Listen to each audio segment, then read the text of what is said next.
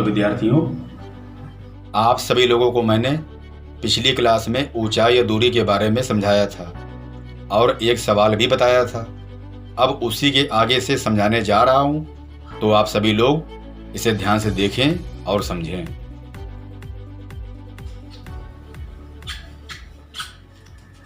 दूसरे क्वेश्चन में है 20 मीटर ऊंचे प्रकाश स्तंभ की चोटी से एक जहाज का अवनमन कोण 45 अंश है, तो प्रकाश स्तंभ से जहाज की दूरी ज्ञात करनी है। तो यहां पर एक बात साफ है कि एक प्रकाश स्तंभ है जो 20 मीटर ऊंचा है। प्रकाश स्तंभ का मतलब होता है एक स्तंभ जिसके ऊपर कोई प्रकाश स्रोत लगा हुआ है। तो ये सवाल कैसे बनाएंगे? एक हम बना लेते हैं प्रकाश स्तंभ ए बी, ये हो गया प्रकाश स्तंभ।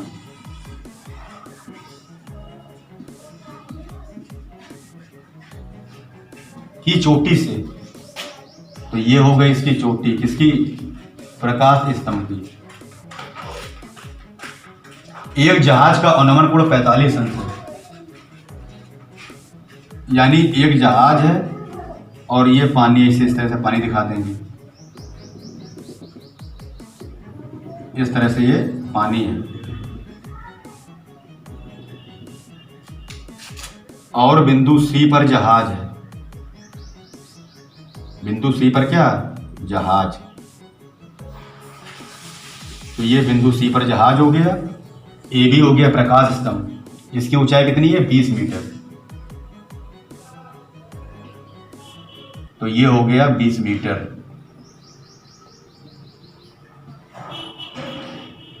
की चोटी से, यानी यहां से एक जहाज का अवनमन कोण, यानी इस जहाज को मिला दिया जाएगा। तो इस तरह से इस जहाज को मिला दिया गया।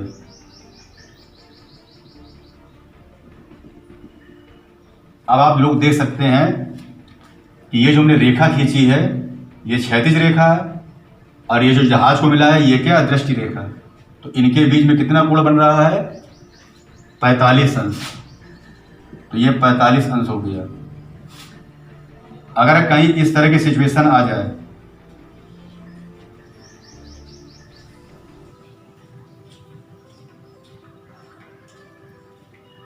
ये रेखा समांतर है इसके, ये रेखा समांतर है इसके, और ये तिर्यक रेखा है, तो यहां पर हमेशा एकांतर कोण बनते हैं। एकांतर कोण हमेशा क्या होते हैं? बराबर।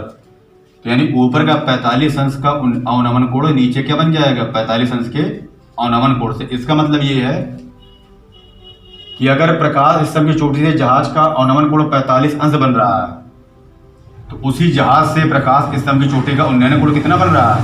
45 अंश। तो ये मतलब है। अधिकतर सवालों में अवनमन कोण को ऊपर से दिखाया नहीं जाता है, बल्कि नीचे से उन्नयन कोण को द्वारा दिखा दिया जाता है। तो आप लोग को समझाने के लिए हमने पहले ऊपर से अवनमन कोण दिखाया, वही बाद में किस में बदल गया? नीचे से ऊपर के लिए उन्नयन कोण में। तो ये अवनमन कोण है 45 अंश, और ये हो गया उन्नयन कोण।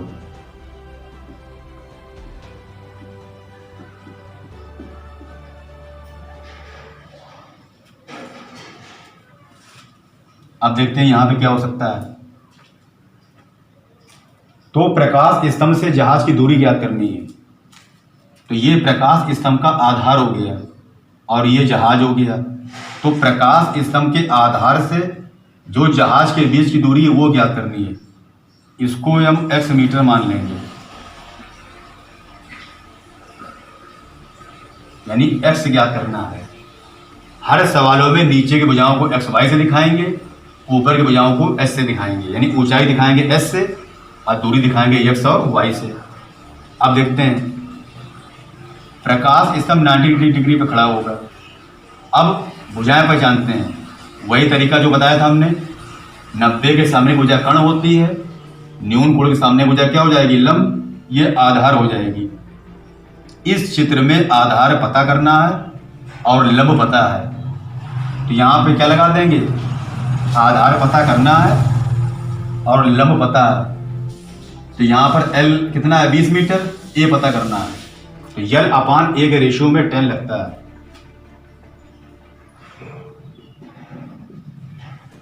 समकोण त्रिभुज ABC में यहां पे लगा देंगे tan 45 अंश, तो ये हो जाएगा L/A। tan 45 अंश का मान होता है 1, L कितना है 20, A कितना है x। 1 का भाग देके त्रिज्या गुणा करा देंगे, तो हल करने के बाद x का मान निकल के आ जाएगा 20 मीटर। एक बात और समझनी है, जो भी भुजाएं अगर मीटर में हैं तो जो भुजाएं निकलेंगी वो मीटर में होंगी, अगर जो भुजाएं किलोमीटर में हैं तो वो किस में निकलेंगी, किलोमीटर में। यानी जिस यूनिट में भुजाएं दी होंगी उसी यूनिट में निकलेंगी। तो इस तरह से 2 क्वेश्चन हमने आपको बताए। हाँ, तो तीसरे क्वेश्चन में क्या था, किसी मीनार के पास से 20 मीटर दूर क्षैतिज तल पर, इसका चित्र हम समझा देते हैं। इस तरह से एक मीनार बना दी गई AB, ये हो गई मीनार और ये हो गया उसका पाद बिंदु।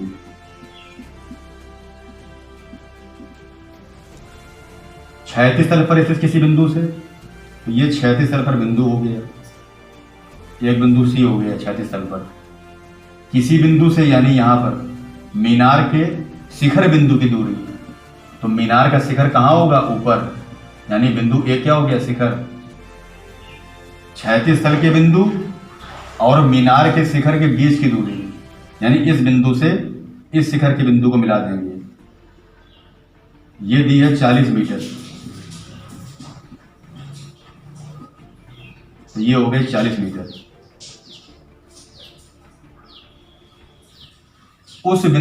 एक मीनार के पास से 20 मीटर दूर, यानी यहां से जो बिंदु की दूरी दी है वो कितनी दी है, 20 मीटर।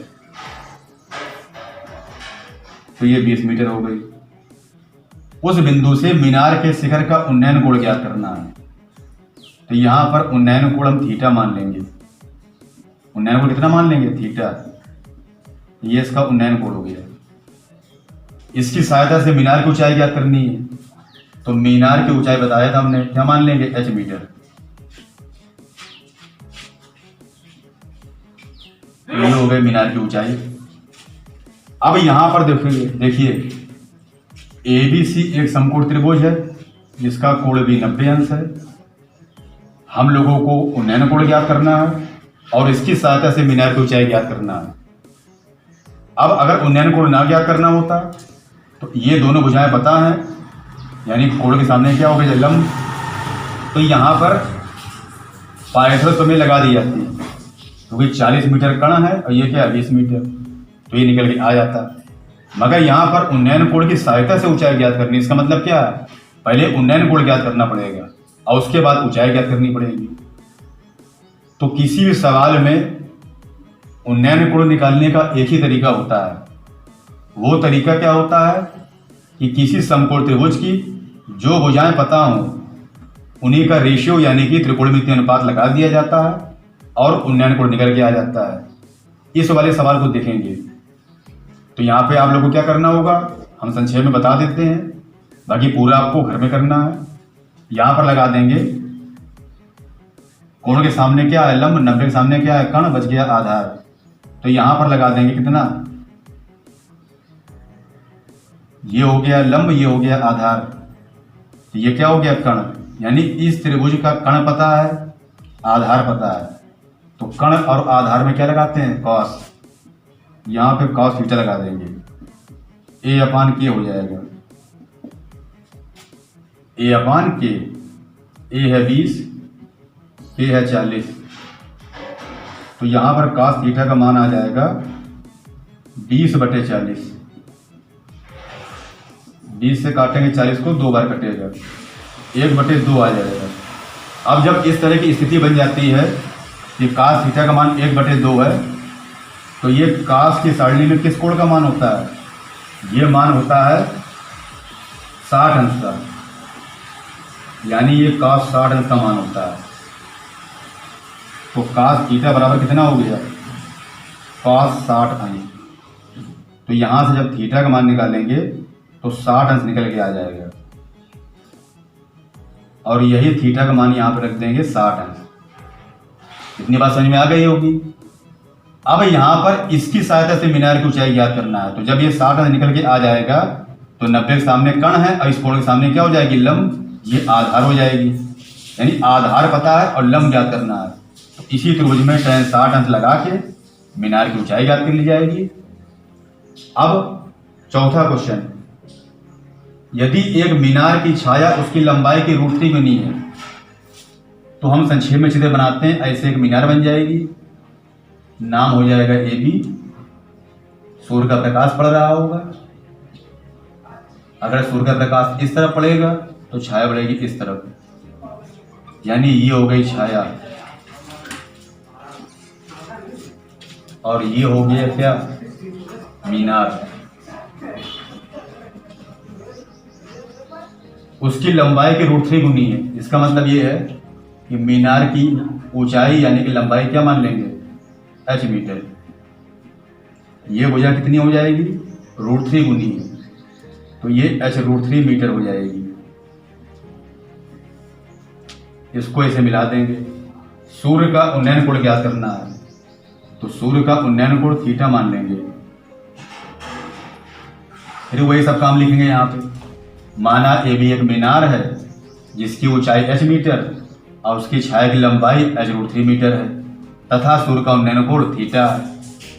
और ये मीनार कैसे दिखाएंगे, ऊर्ध्वाधर।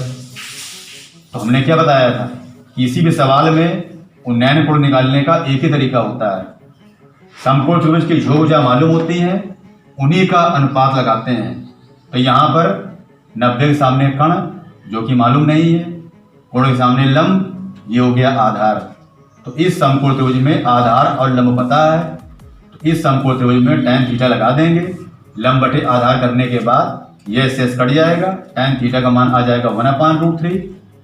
tan की सारणी में किस कोण का मान होता है, ये मान होता है 30 अंश का, यानी tan थीटा बराबर tan 30 अंश, तो थीटा बराबर 30 अंश निकल के आ जाएगा। एक विशेष बात, जब इस तरह की कंडीशन बन जाती है तो ये कैंसिल नहीं कराया जाता है कि हम लोग सोचे काश से काश कट गया, थीटा बराबर 60 अंश, ये कटता नहीं है। इस प्रकार के चौथा सवाल भी आप लोग करेंगे। अब अगली क्लास में हम आप लोगों को कुछ क्वेश्चन और समझाएंगे और कुछ क्वेश्चन करने को देंगे, तो आप लोग घर में इसको लगाइएगा और उम्मीद करते हैं ये आप लोग को अच्छी तरह समझ में आएगी। सभी विद्यार्थी इसको मेहनत से करेंगे और ये सबको आएगी।